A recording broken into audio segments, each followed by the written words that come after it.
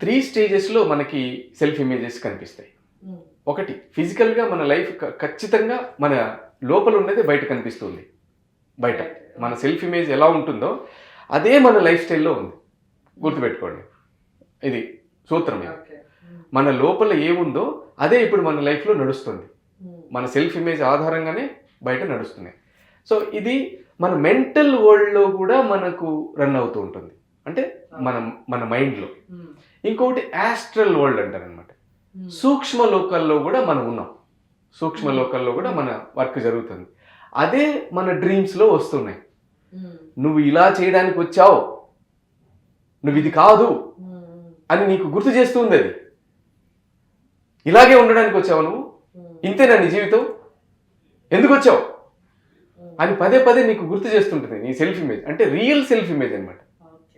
అప్పుడు నీకు అనిపిస్తుంది ఈ జాబ్ నాది కాదు, ఈ బిజినెస్ నాది కాదు, ఇది నాకు సూట్ అవ్వట్లేదు, నేను దీనికి సరిపోవట్లేదు, నాకు ఇది కరెక్ట్ కాదని చెప్పేసి నువ్వు రిజైన్ చేసి వెళ్ళిపోయే అవకాశం ఉందన్నమాట. చాలామంది ఇలాంటి సిచ్యువేషన్లో నుంచి బయటపడడానికి కారణం ఏంటంటే వాళ్ళ సెల్ఫ్ ఇమేజ్ వచ్చి, రియల్ సెల్ఫ్ ఇమేజ్ వచ్చి నిన్ను బయటికి పంపించేస్తుంది.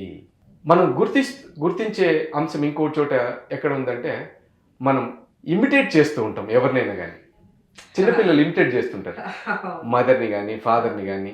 ఒక క్యారెక్టర్ ఇమిటేట్ చేస్తుంటారు. అంటే దాని అర్థం ఏంటంటే అది మనకు బాగా సూట్ అవుతుంది, అది మన ఒరిజినల్ సెల్ఫ్ ఇమేజ్. మనం చిన్నపిల్లల్లాగా హ్యాపీగా ఎంజాయ్ చేయాలని అనుకుంటుంటాం కదా. అది అలా ఉండలేకపోవడానికి కారణం ఏంటంటే మనం బిల్డ్ చేసుకున్న సెల్ఫ్ ఇమేజ్. అది మనల్ని అంటే ఇమేజ్ మనం వేసుకున్నాం, రంగు వేసుకున్నాం, చెప్పాను కదా, ఒక రంగు వేసుకుని మనం ముందుకెళ్తున్నామని. సో అది. సో ఇంకోటి ఏంటంటే మన సెల్ఫ్ ఇమేజ్ ఎలా ఉండాలి అంటే గుర్తించడం. మనల్ని చూసి అవతల వాళ్ళు ఇన్స్పైర్ అవ్వాలి. ఏదో ఒక క్వాలిటీ. మమ్మీ నువ్వు రసం పెడితే అంటారు కదా, అది నీ రియల్ సెల్ఫ్ ఇమేజ్. మమ్మీ నువ్వు పాట పాడితే అబ్బా అంటారు కదా, అది మీ సెల్ఫ్ ఇమేజ్. అది ఒరిజినల్ అనమాట.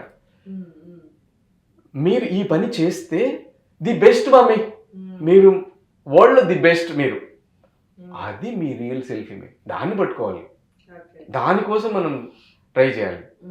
సో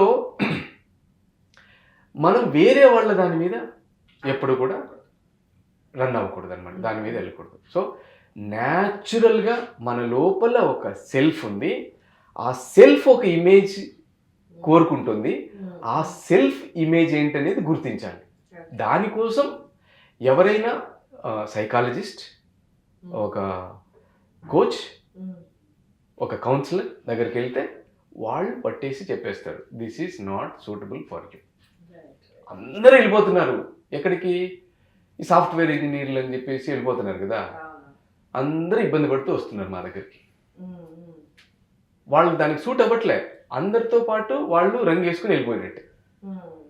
అలా ఉండదు. వాళ్ళకు కూడా ఒక ఎబిలిటీ ఉంటుంది, సెల్ఫ్ ఎస్టీమ్ ఉంటుంది.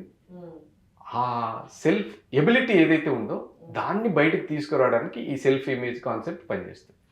ఓకే, సో చాలా అంటే చాలా ముఖ్యమైన వీడియో అని చెప్పొచ్చు ఇది. ఇప్పుడు మాస్టర్ చెప్తుంటే నేను మైండ్లో ఒక లిస్ట్ రాస్తూ ఉన్నా అనమాట.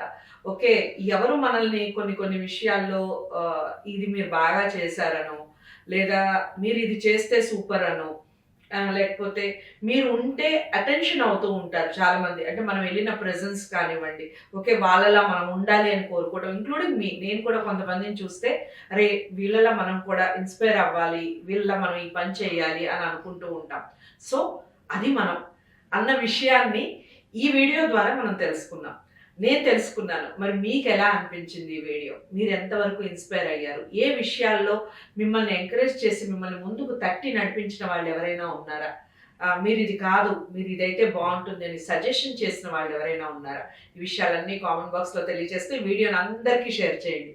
మ్యాక్సిమం మీరు షేర్ చేసే దాన్ని బట్టే మీరు ఎంతవరకు ఇలాంటి వీడియోస్ని ఎంకరేజ్ చేస్తున్నారు అనేది మాకు ఒక ఐడియా వస్తుంది, మేము ముందుకు వెళ్ళడానికి కారణం అవుతుంది. వీడియో లైక్ చేసి షేర్ చేయండి, ఛానల్ని సబ్స్క్రైబ్ చేసుకోండి. మరో మంచి వీడియోతో కలుద్దాం.